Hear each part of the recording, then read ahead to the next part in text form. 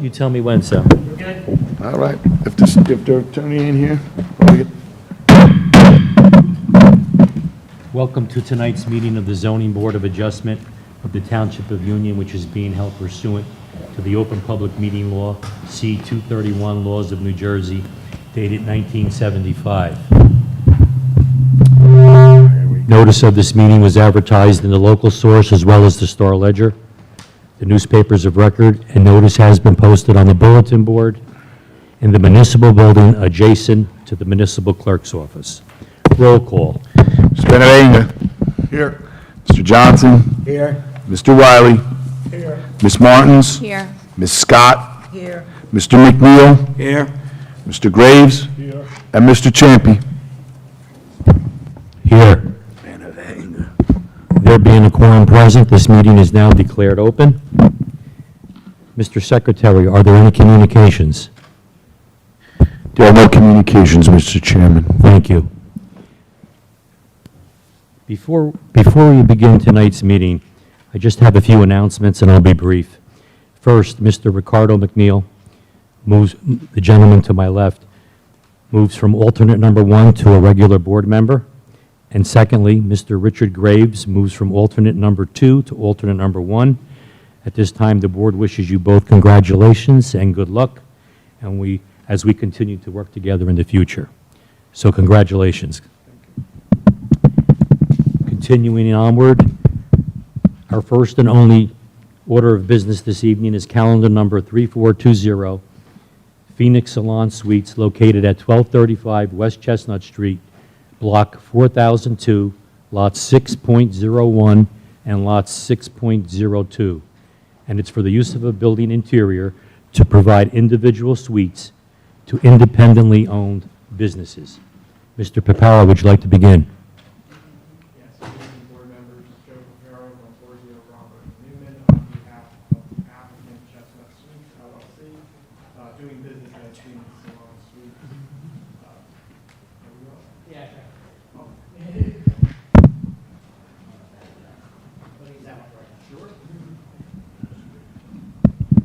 Okay.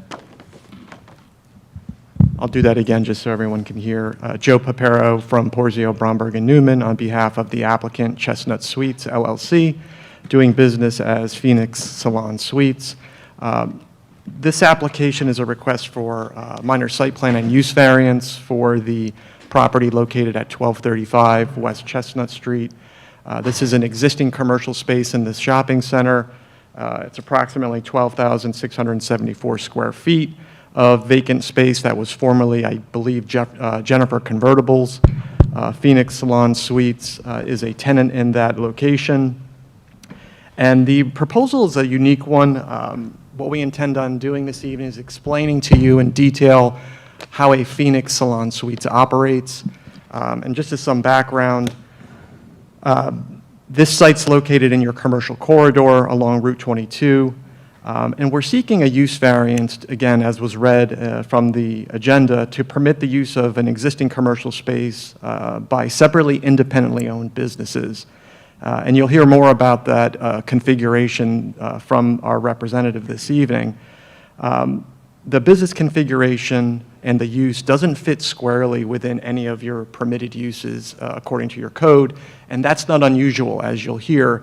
This land use and this configuration is a new land use. Phoenix Salon Suites is a national franchise with locations across the country. Our witnesses this evening, specifically our professional planner, is appearing before other municipalities for Phoenix Salon Suites. Their codes don't currently address this use as well, so this is not unusual. But we did want to, again, explain in detail the nature of these operations. Because the use doesn't fit squarely within any of the listed permitted uses, Mr. Manguso reviewed the code and found the flea market category to be the closest definition that this configuration of independently owned businesses would fit within. Flea markets are not permitted in the CC zone, so that's the reason why we're here. It's our position that, and I think once you hear the testimony and see the materials we have, that Phoenix Salon Suites is not a flea market, but again, Mr. Manguso has to work with the code he has before him and from the township, and that was the closest use. We are not challenging Mr. Manguso's determination. Instead, we are confident that we can demonstrate to your satisfaction that Phoenix Salon Suites is not unlike a configuration of businesses that you may find in a medical office facility where they're independent and operating businesses in separate spaces. So I just wanted to give that. I hope that's a helpful background as to why we're here. There are no site improvements. Again, there's nothing being done to the parking lot of the shopping center. There's nothing being done to the building. All of the work for Phoenix Salon Suites was interior renovations to accommodate the business in that former commercial space. So really, we're asking for your approval this evening to grant the use variance to allow this new land use, again, that we feel is appropriate for this location and is very consistent with the other commercial uses you find up and down Route 22. What I'd like to do is I've given you a little overview, and I'll defer to Mr. Pansula if we'd like to mark materials at this point. Yes, for the record, Mr. Chairman, council, board members, I marked A1, the application as it was submitted. A2 is the one-page site plan that was originally reviewed by Colliers, and A3 is the interior floor plan that was also provided for the Colliers review. So there's A1 through A3 for the record. Thank you very much, Mr. Pansula. Our first witness is Shannon Fila from Phoenix Salon Suites. Shannon will give you a more detailed explanation of the operations on a day-to-day basis, and we can certainly answer any questions that you may have regarding this use. After Shannon's testimony, we do have our professional planner for our second and final witness. Mr. McDonough will address the statutory criteria and the planning proofs in support of the application. So, Shannon? Probably to the other side. Can I use the other one now?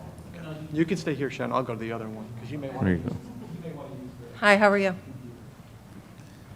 Can I just ask the witness, can you hear me? It's Rob Pansula, I'm the board attorney. I can hear you. Can you swear or affirm that the testimony you provide this evening is the truth and the whole truth? Yes. And for the record, state and spell your name with your business affiliation. Shannon Fila, Shannon, last name Fila, F like in Frank, ELA. I'm an authorized representative and managing partner. Thank you. Shannon, I gave a very general overview of Phoenix Salon Suites. I'd like you to provide more detailed testimony regarding the day-to-day operations so that the board and the public can understand the nature of this use. We do have, before you begin, we have a number of exhibits. If there's anything you feel would help you with your testimony, we can just scroll through here. You'll see there's pictures at the touch screen. Okay. Just walk you through, and then you can also, just typically, these are all the photos you took. Oh, perfect. Okay. So you can have to scroll through them. And before we begin, Mr. Pansula, we have a photo deck, for lack of a better word. Can we just mark the entire, how many photos were there? Like about 7 or 8 photos. Can we mark the whole photo Yeah, deck? why don't we do A4, as long as we know the number, let's note it for the record. It's an eight photo compilation, Thank you. A4 for the record. And before we provide any testimony, these 8 photos, were they taken by you? Yes, most of them, and my salon coordinator as well. Do you know approximately the day that they took those on? This photo was taken right after we opened, so February of last year. Okay, great. So whenever you're ready, you can scroll through whatever photos you think would help your testimony. Yeah. Let's start out with the Phoenix Salon Suites in general. I noted that it's a national franchise. Can you discuss any operations or other locations that you're personally involved in? So I am also affiliated with the Woodbridge location, which opened shortly after the lockdown in 2020. It's a business model for thriving professionals mostly in the beauty and lifestyle industry. So it's mostly, we have a lot of hairstylists, nail technicians, licensed estheticians, where they are maybe a master stylist or they've been somewhere for a very long time and they want to branch out on their own, but they don't want to open that full salon for themselves. So right now, typically, they're usually giving up anywhere from 40 to 50% of their income to a salon owner. So the great thing about Phoenix is we are their landlord. So they get to open their own suite, fully customizable, so they can decorate it and make it really feel like their own. This is the lobby when you walk in. And then let me just see if I can scroll just to show you some of the suites. This is one right here that I like to show off. She's a hairstylist, and she came in with one of her assistants. Her husband actually did all the custom finishes and totally revamped the space for them. So she was a master stylist. She's been in the industry over 15 years, and now this is her business that she's opened in Union. And then while you're scrolling to the next photo, the Woodbridge location, is that similarly configured as the Union location? Yes, they're all configured the same. There's over 400 locations nationwide, so it is a new concept to New Jersey. So we're still getting a lot of phone calls, people still inquiring, kind of what our business model is. So now it's really starting to get out there and trickle through all of these lifestyle professionals in New Jersey, and they're excited to finally have an opportunity that they haven't had presented to them just yet. In addition to Woodbridge, are you familiar with any other New Jersey locations that, There's one in Watchung on Route 22, and I know there's one in Clark as well, in the Clark Circle, in the Target Shopping Center. Okay, great. Yeah.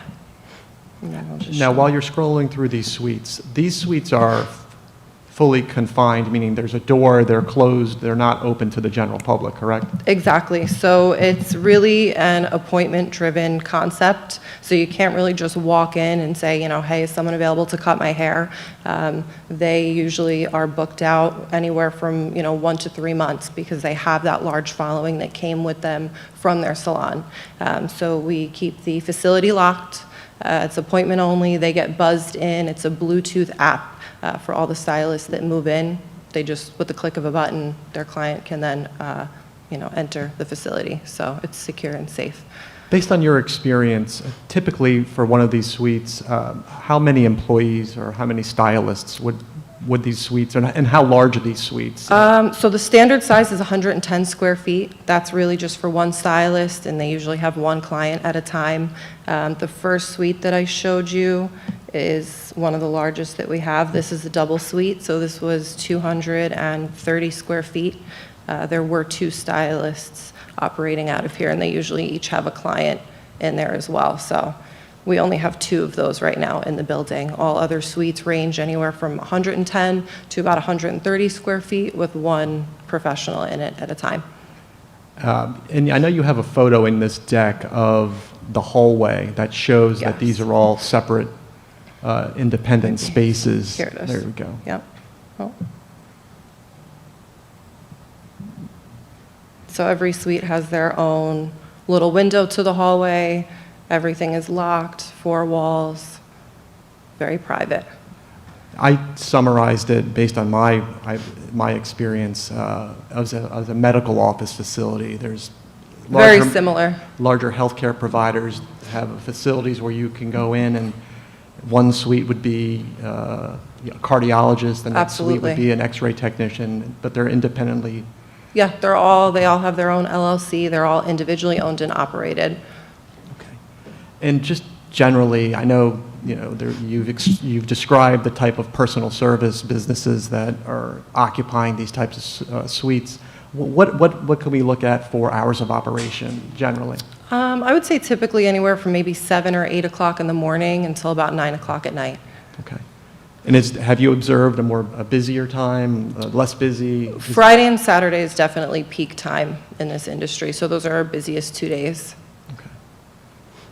The Union location in particular, you've been, strike that, let me back up. So the Union location, it's in a shopping center, correct? Yes, And so as a tenant, you share the parking with other tenants in the shopping center? we do, yeah.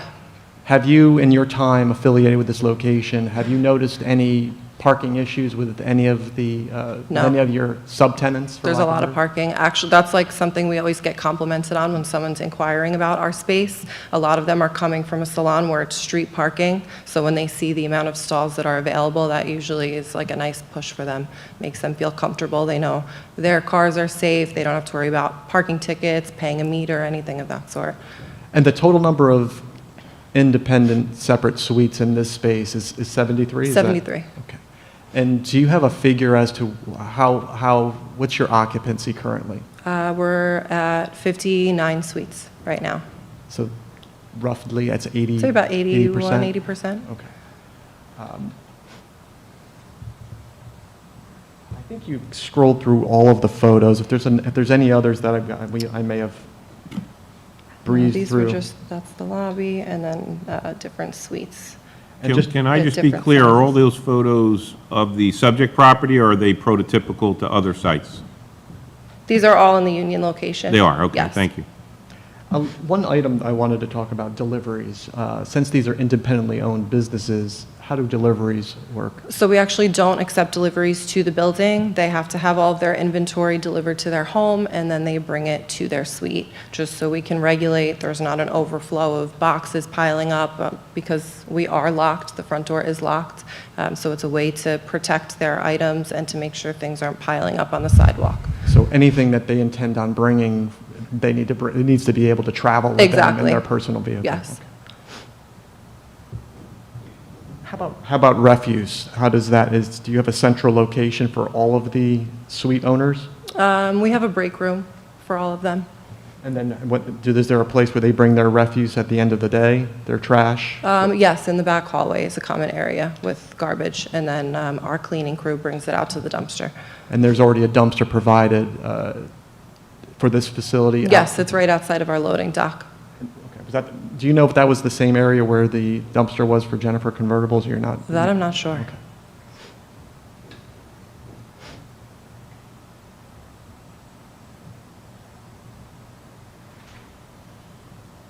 Chairman, I have nothing further on direct for Shannon at this time. Obviously, if there's other issues, we can certainly bring Okay. up. At this time, are there any board members that would like to question the testimony this witness has provided? I do have a question. I need a clarification on salon coordinator.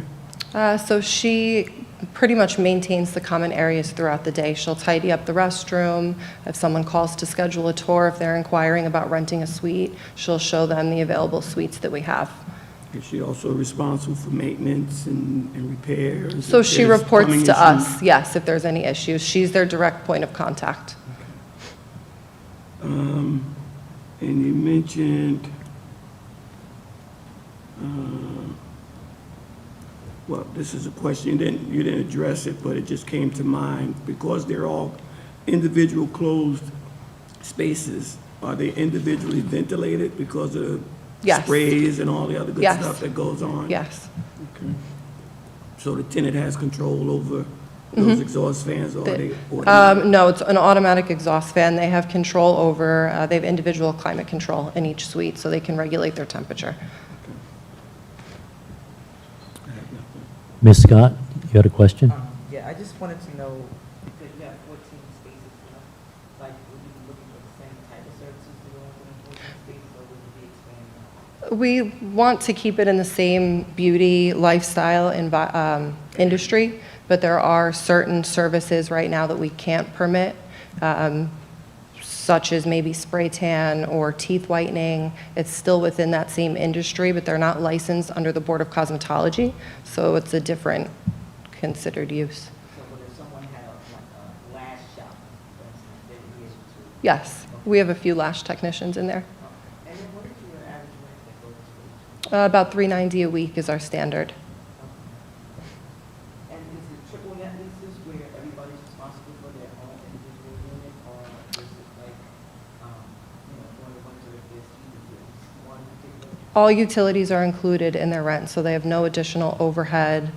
We take care of all of that for them. So there's no extra, if they run the air conditioning a little more, they don't have to worry about any increases.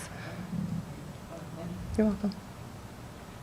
Are there any other board members? Yes, Mr. Chairman. How do you guys control overflow? Let's just say an appointment's taking longer than it should. So they are in control of their own book. So they usually will notify their next client, or we do have waiting benches throughout the facility, so not only in the lobby. Let me see if I can show you one in the hallway. So you can see it towards the bottom right a little bit. We have benches throughout, so they will have their client wait until they're ready. Okay, thank you. You're welcome. Can I just, for the record, Mr. Paparo, and for your witness, the Colliers did a short August 21st, 2023 review letter, Colliers being the engineers on behalf of the town. You acknowledge receipt of that? Yes. No trouble? I mean, there's not much in there other than, I guess, a lot of the information we'll hear from Mr. McDonough, but in terms of the applicant, you acknowledge receipt. And my focus in particular, and I think I could streamline a lot of what we'll do tonight, I see 3.2 talks about this meeting. Just to kind of stay on the same page with the township, I know you used the word unique. I've struggled with this use as well. We were interested to hear this presentation tonight, and you're off to a good start, and I'm sure Mr. McDonough will clean up as he usually does. But can I just note your acknowledgement of that? There's no difficulty cooperating with the town. I think the mainstay here, as I see it, would be to put the condition, that 3.2 would note that it's acknowledged, but have a contact person, if it's the witness or your coordinator who's on site. If something goes bad, either with overflow or problems, complaints, that the building department has somebody to go to as your point person, as it were. Yeah, that's an excellent point, Mr. Pencil. That's something we should have offered at the outset, but Okay. there's no objection to doing that. The township really should have either Shannon's direct contact or the coordinator, so that if there is an issue, there's someone Right. direct. rather Okay, than going and to that's my individual thought. suites. If we get complaints from tenant 159th of this operation, you know, should go- what do we do? You know, Yeah, what it does should- the that code is- code official do, and where do we go from there? That makes a So, lot of sense. It should go directly to Chestnut Okay. Suites as the umbrella entity that's monitoring all of this. Okay, so I'll note something along those lines. The board acts favorably tonight. We'll have no misunderstanding about that ability for them to keep abreast of anything. And hopefully nothing ever happens, but just to have that in place. I appreciate Because that. of this unique setup, dealing with this number of tenants under one Absolutely. use. And it just, Mr. Pencil, since you mentioned the reports, not only did we receive the Colliers report from August 21st, 2023, we also received the police department recommendation letter dated July 17, 2023. The police department checked off there's no comment. And then we have the fire department also from July 17, 2023, checking off from the fire department, no comment, no changes to the structure. And we did receive the tax assessor's report with no comments. Right, and I guess the unique thing here as well, and I'll use your word again because I think you're right, that's all subject to change on the COs, as I understand, are being issued on a tenant-by-tenant basis. So, for example, if it is a use which is heavily licensed, albeit permitted, that may trigger some type of ventilation, fire apparatus, something. So, you know, that is all acknowledged because it has to be by operation of law as well. And we have no objections to complying with the recommendations of the Okay. township. I think that's helpful. I hope it's helpful for the board to understand that. Sure, of course. Is there like a central location where, for everybody that's in the building, that there would be somebody that knows, like, I know, I may have my contact people with all my people that's coming for appointments, but is there like one location where everybody that's in the building is required to be able to say, well, you know, no, stop is in the building? It would be our salon coordinator, Kelsey. I have a question. We don't do any massages there, correct? No, Okay. Because that would be one thing that is a prohibited use. Correct. You know that. yes. I Absolutely. just want to make sure that's on the record. I know, I believe it's tattoo and massage that are not allowed. Right, well, any CO, that's why I asked about the CO. If those are being issued on a tenancy basis, then you, as the applicant, will encounter that, should it happen. And I assume you'll be calling Mr. Paparo's office or explain to that potential tenant that you need a use variance. Yeah. Correct. And Nothing we're doing tonight accepts non-permitted uses. It accepts the Permitted. umbrella of permissiveness that you apparently have already originated here and have at other locations nationally and/or in the state. And we did confirm that in our application materials, which are part of the record, that we're only seeking permission for personal service uses, which are permitted. So noted for the, and food is another variable, you know, it's a different use in this blend of, I know the flea market definition is, I don't want to call it creative, I mean, it just is something that there's not, we're not talking apples for apples here. You're not looking to necessarily have luncheonettes or Absolutely not, no. delicatessens or. We're not I mean, interested in any food That's in part of the the flea market facility. aspect, I think, that the town, I think that's why that definition is in there, in my opinion. And we've never really encountered it, like a full open-air flea market, that's what you think of. And I think what I can, to maybe give the township a bit more comfort and assurance, the fact that this is a national franchise, and this board hears cases on franchises all the time, and you know what goes into a franchise where there's a corporate entity that has a franchise agreement with what you can and can't do. So there's layer upon layer of enforcement and limitations on those uses. If this was a quote-unquote mom and pop type of a use where they don't have anyone to answer to, it would be a different story. But Phoenix, under their franchise agreement, has to report on a corporate level. They have franchise agreements which limits what they can and can't do, not to disturb the brand, and bringing in a food use or something outside of what Phoenix was designed to do, I think would be violative of their franchise agreement and other corporate documents. So I think there's another level of assurance. Well, that was part of why I was making the point. I mean, if Phoenix decides nationally to enhance its brand, that it wants to start having Taco Tuesdays, that would still be violative of any use consideration that the board's using in the context of the flea. That's where we hold on to the definition of the flea market, to some degree. I mean, I realize it, and Mr. McDonough may address it further, but it seems like we're all on the same page there. I know that was one of the open questions that certainly I had, and you're certainly on the right track of answering it, and I think the board seems to grasp it. Thank you very much, Mr. Pansula. Mr. Chairman, just a question. So when a client arrives, how do they get buzzed in? Is there a buzzer outside No, they contact their stylist.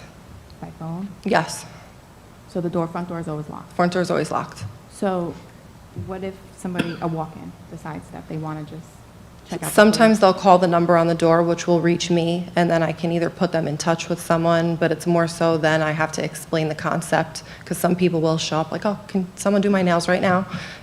So then I kind of describe the nature of the business, I put them in touch with the right person, and then they'll get in touch with them directly for an appointment. My only thing is that a lot of these businesses most likely are going to be putting that their address is at 1235 Yes. West Chestnut.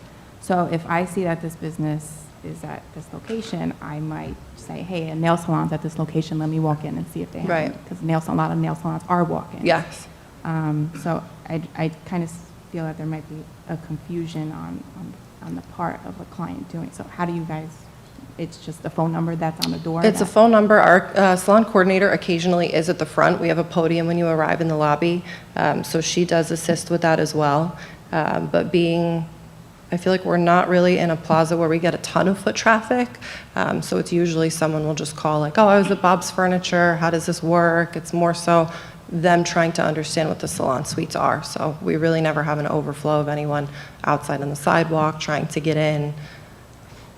It's regulated pretty well. Mr. Chairman. Ms. Field, you mentioned before that each salon owner has just Bluetooth feature that the customer enters. Is there any other type of security in the building? Is there a security officer, anyone out in the parking lot? Is there any? No, but we have cameras throughout the facility. So I believe we your have only 22 security is cameras. Yes.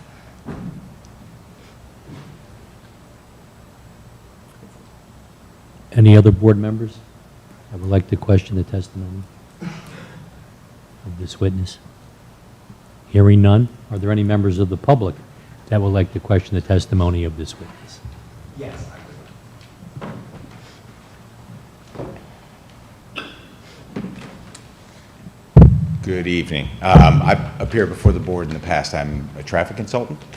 My name is John Harder of Atlantic Traffic, and I'm actually representative tonight for Costco as an owner's agent, and just a little background, I handle now projects for them up and down the East Coast about parking and traffic. So they were notified of the application, and they asked end of last week that we just look into the application and get an understanding of what it is, because it's quite unique, and I appreciate the explanation we were given tonight. And I just had a few quick questions about really the parking and how it may work. We actually went out and looked at the site here in Union, and then the two that you mentioned in Watchung and Clark.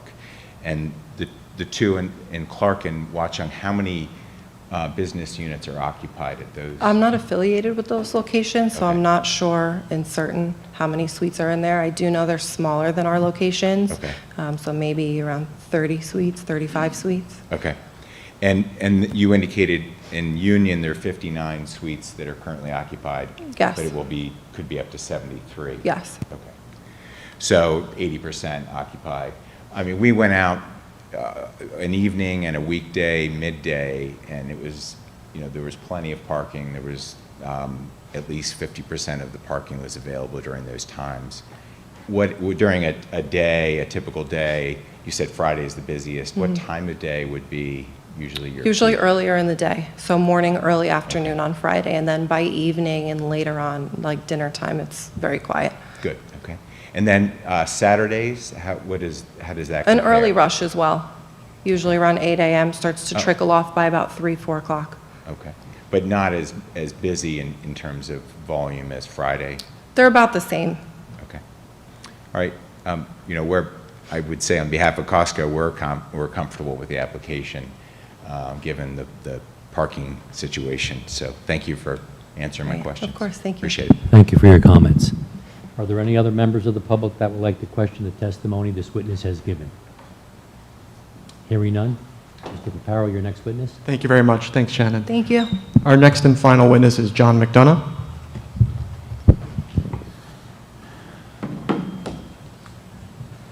Good evening, Mr. McDonough. Do you swear or affirm that the testimony you provide this evening is the truth and the whole truth? Yes, I do. If you Yes, could, I for the do. record, state and spell your name with your business affiliation. Hi, everyone. My name is John McDonough, spelled MC, capital DONOUGH. Business address 101 Gibraltar Drive over in Parsippany, New Jersey, and I'm the project planner. Thank you. Mr. McDonough, your licenses are currently in good standing. Yes, they are. Chairman, he's been accepted by this board on many occasions. We'd recognize him as a professional planner.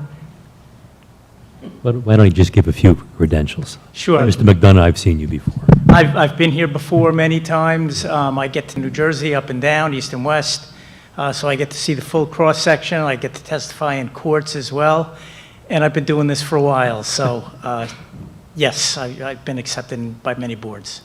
We'll accept Mr. McDonough's credentials. Thank you, Chairman.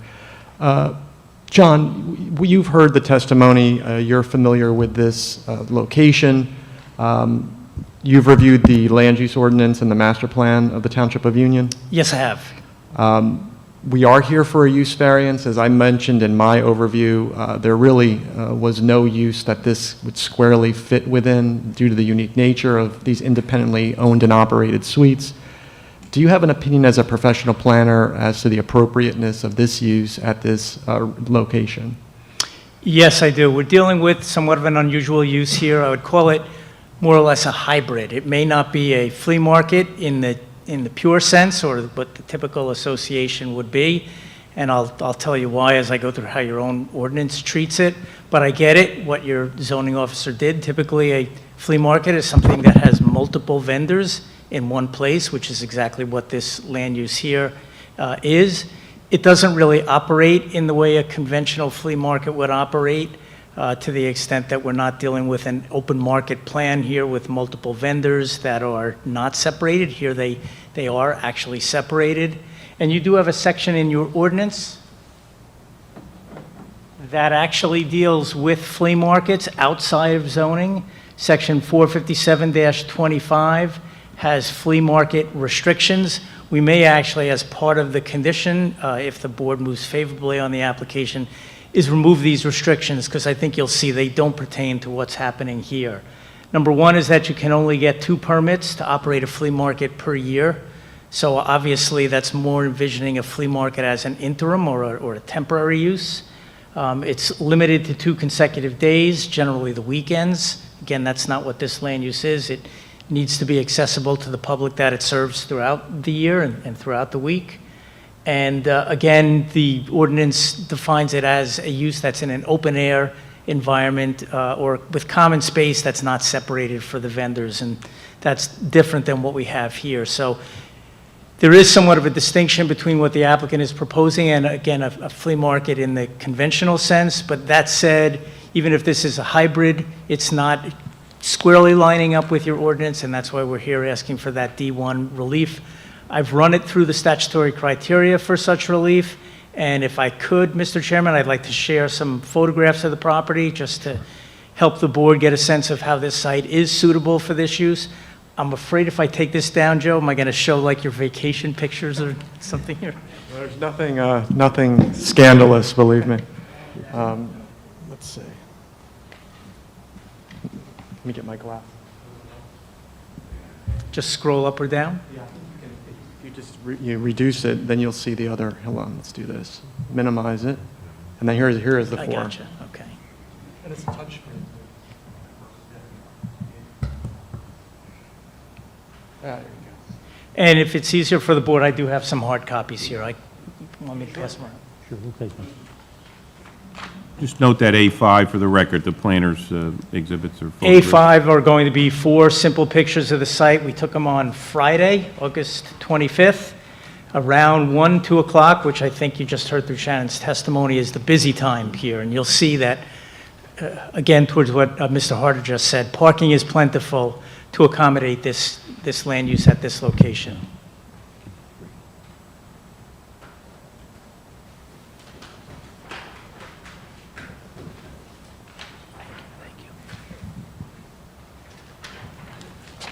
Mr. Preparatore, if we don't have a hard copy, I don't think we do, of A4 that the rep went over, just if you could email that at some point after the meeting through to Tiffany.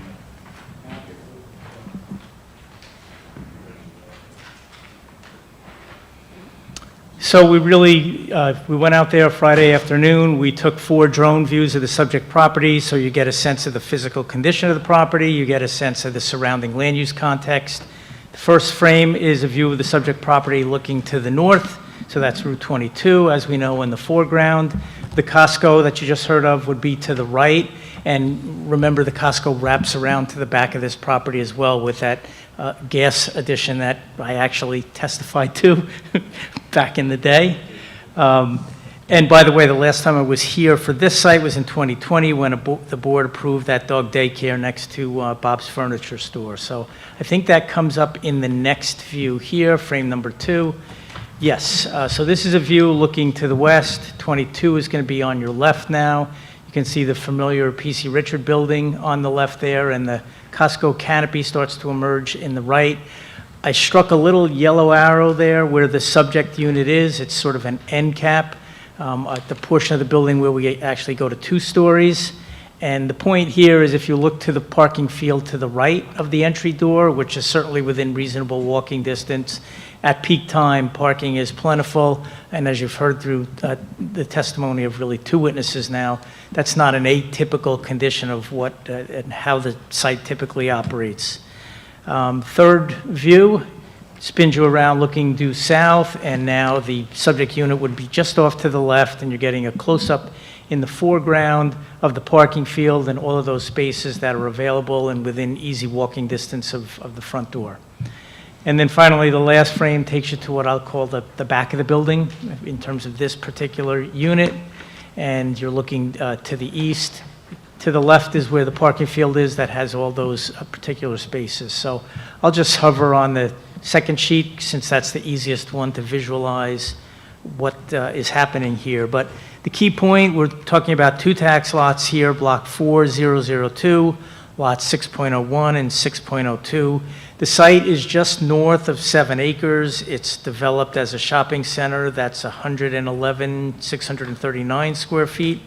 This space will occupy, or actually does occupy, as you've heard, it's been there for 18 months, 12,674 square feet, or about 10% of the overall center, which is anchored there by that LA Fitness. The surrounding land uses are all commercial. It's not a residential area. We've got Planet Honda, we've got Costco, and then we've got retail happening up and down Route 22. So the occupancy here, again, it's somewhat of a technicality. Phoenix Salon Suites provide a variety of personal services, and that's what the applicant is asking the board to move on, to have those personal services being offered in independent businesses operating in individual suites within one space. This is going to look and feel as the 350 other Phoenix suites throughout the nation look and feel as one business, and inside is where the split happens. But you get one sign here, not the whole directory sign of all the individuals that would be operating within. And you can see that on this particular view in frame number 2. I don't know how to zoom in with the pinch here, Joe, it's okay. But we're here in the CC Community Commercial District. The zone is commerce-oriented. It allows a greater breadth of uses than in your smaller neighborhood commercial zone. So it is a zone that does invite a wide variety of land uses. Spas are allowed here, salons are allowed here, personal service uses are also expressly permitted in the zone district. So the reason why I say this is somewhat of a technicality is the nature of activities that are happening here, the workers that will be here, the customers that are here, could all be here otherwise if it was operating as one single business. So we're here talking about a use. The nature of the use is exactly the same as what could be here in terms of the activities. So we ran it through the 4 parts of the statutory test for D1 use relief, and we looked to the 4 parts under the Medici test. First part looks at the particulars of the site itself. This site is particularly suitable by virtue of the physical condition of the property, as I just showed you, and also by the surrounding land use context. Condition-wise, this space can accommodate the use easily by retrofit, as it has for the past 18 months. Contextually, the unit is near a parking field that is largely underutilized. So I think our applicant has picked, I'll say, a sweet spot here where this use nicely works with the building and the grounds that go around it. Second part of the test looks at the land use law and those purposes of zoning, special reasons. Clearly, this use is going to promote the general welfare as a wellness use that promotes health and beauty and the like and other personal services. The project as a whole will promote our core planning goals of efficient land use, of variety of land uses in appropriate locations, according to the needs of all New Jersey citizens, and then also the planning goal for positive aesthetics. Essentially, what you see is what you'll get. This doesn't involve any enlargement of the building, any expansion of the building or the site per se, so it's working within the confines of what's there. All of the above promote purposes of the land use law, especially A, G, I, and M. Third part of the test looks at the potentially adverse impacts or the public impacts. Based on the good testimony that you have through Shannon, the business model is well tested. It's a national brand with over 350 sites. Based on the testimony that you've heard, the space will operate safely, comfortably, efficiently, and visually, as I said, the unit is going to appear just like any other single unit in the building. Having a name brand here, this is a national brand, will only enhance the image of the center, which reflects positively on the community as well as a place where the name brands want to invest and want to be. It's also very, as you saw in the photographs, a very high quality business as well. So I think that enhances the image of the community. Finally, the 4th part of the test looks at the vision under the zone plan in your CC zone. As noted, this is not a substantial departure from the zone plan. The degree of departure is actually very minimal here, and I think the board can consider that. The same exact number of employees, customers, and as I said, nature of activities could occupy this space. As I said, it's not a pure flea market in the conventional sense. The merchants are not in an open area, and they are not without separation. So for all of those reasons, and based on all the testimony, I think the statutory criteria for relief are met here. We do have in economics a theme of central place theory. It's why the auto dealerships like to co-locate close together. We're seeing this in warehousing now, where you get the electrician and the painter, all occupying units within a single building. And of course, we're seeing it in retail as well, with co-branding and different brands occupying the same space. So this is reflective of the evolution of the way we do business now. It's changing and certainly accommodating to the needs of, I'll say, first-time businesses and an incubator, if you will, for businesses to grow. The only other point that I wanted to bring out was in terms of the ventilation system.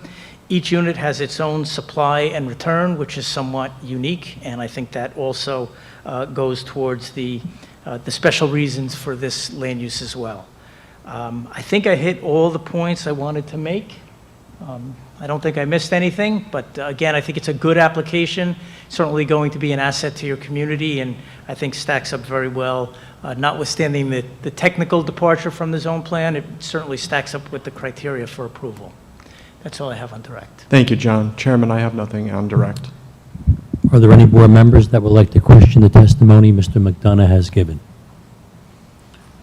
Mr. McDonough, no problem with the conditions you heard earlier on in the testimony from the applicant with the coordination of the use going forward, centralizing a contact person with the township from a planning perspective? No problem from a planning Okay. standpoint. Thank you. And again, as a protector for everyone, I think just striking 45725, we don't want this applicant coming in every weekend to continue.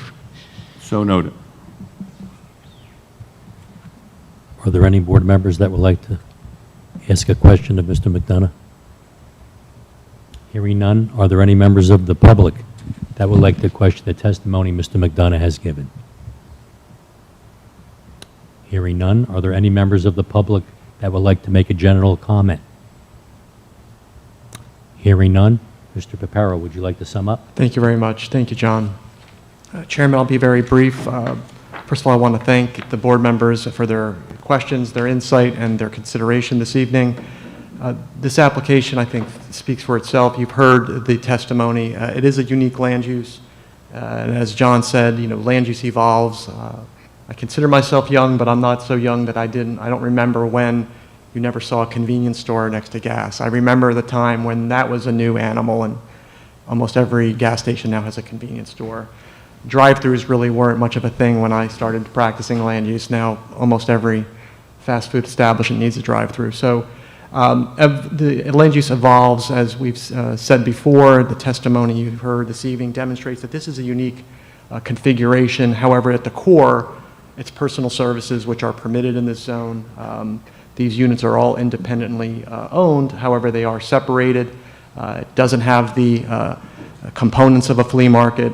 We understand the difficulties that Mr. Manguso had trying to classify this use, and we respect that. It's difficult. Mr. McDonough has been through other municipalities for this land use. You've heard from Shannon. Phoenix is a national brand that's trying to make their footprint in New Jersey. They have a number of successful locations.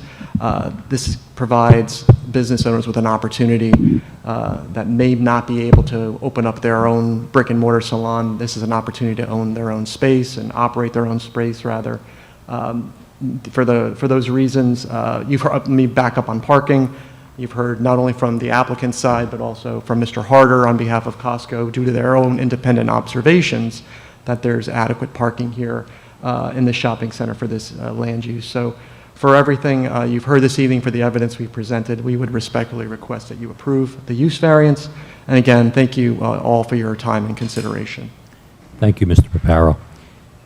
Chairman, one thing I wanted to correct. I think we said there were 8 photos. There were only 7 in A4, so I just wanted to correct that. And Mr. Pansula, I was able to find a hard copy for you, so I'll pass that on.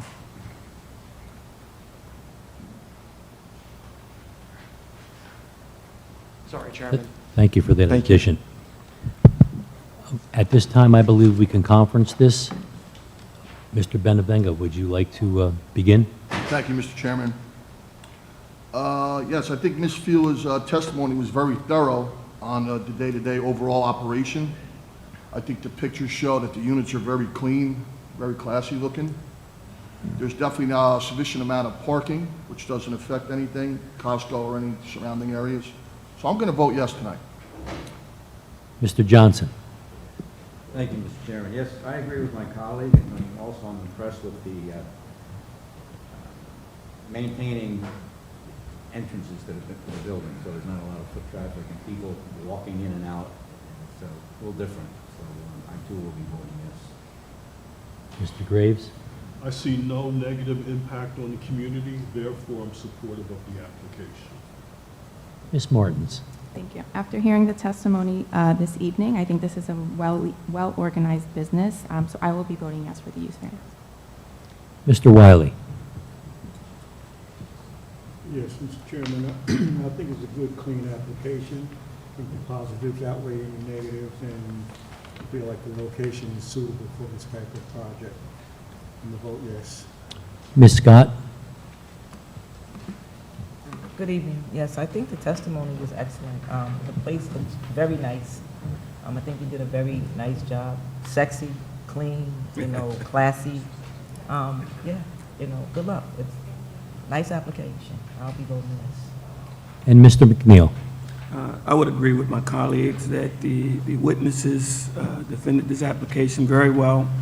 I do believe it is a very novel concept and should be embraced by all. I intend to vote yes. Thank you. As for myself, based on the testimony placed before the board this evening, I feel the variance is justified and the property is well suited for the proposed use. Therefore, I'll vote yes for this application. And just one more comment. Very nice design. Very nice design. Good application. May I have a roll call? That's what we do. Sorry about that. That's okay. At this time, may I have a motion and a second to grant the application? Mr. Chairman, I move that the board grant the variance applicable to this application, and the council is directed to prepare a resolution consistent with the board's decision. Now, Ms. Martins? Yes. Mr. Brentavegna? Yes. Mr. Wiley? Yes. Ms. Scott? Yes. Mr. McNeil? Yes. Mr. Johnson? Yes. And Mr. Champy? yes. September 27th. Great, thank you very much. Thanks again, I appreciate your time and your consideration. Have a good night. Have a good night. Mr. Chairman, there being no further business coming before the board this evening, I move that we adjourn. All in favor? Aye, second that.